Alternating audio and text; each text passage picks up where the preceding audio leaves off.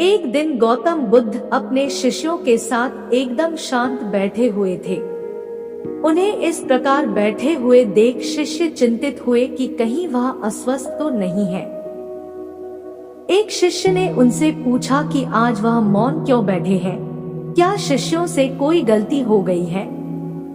इसी बीच एक अन्य शिष्य ने पूछा कि क्या वह अस्वस्थ है, पर बुद्ध मौन रहे। तभी कुछ दूर खड़ा व्यक्ति जोर से चिल्लाया, आज मुझे सभा में बैठने की अनुमति क्यों नहीं दी गई है?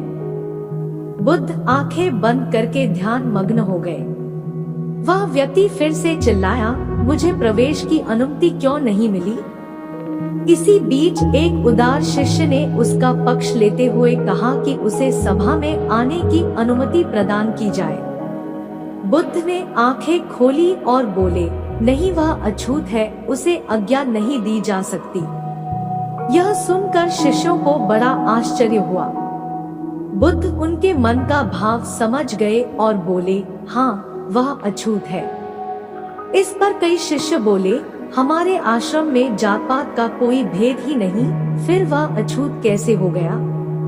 तब बुद्ध ने समझाया, आज वह क्रोधित होकर आया है। क्रोध से जीवन की एकाग्रता भंग होती है। क्रोधी व्यक्ति प्राय मानसिक हिंसा कर बैठता है, इसलिए जब तक वह क्रोध में रहता है तब तक अछूत होता है। इसलिए उसे कुछ समय एकांत में खड़े रहना चाहिए। क्रोधित शिष्य भी बुद्ध की बातें सुन रहा था।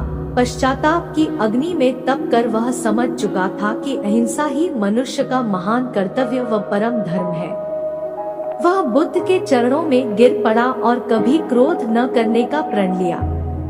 इस कहानी की शिक्षा आशय यह है कि क्रोध के कारण व्यक्ति अनर्थ कर बैठता है और पश्चाताप उसे बाद में होता है, जिसका कोई लाभ नहीं मिलता। इसलिए हमें क्रोध नहीं करना चाहिए। असल मायने में क्रोधित व्यक्ति अछूत हो जाता है और उसे अकेला छोड़ देना चाहिए। क्रोध करने से तन, मन और धन तीनों की हानि होती है। क्रोध से ज्यादा हानिकारक कोई और वस्तु नहीं है।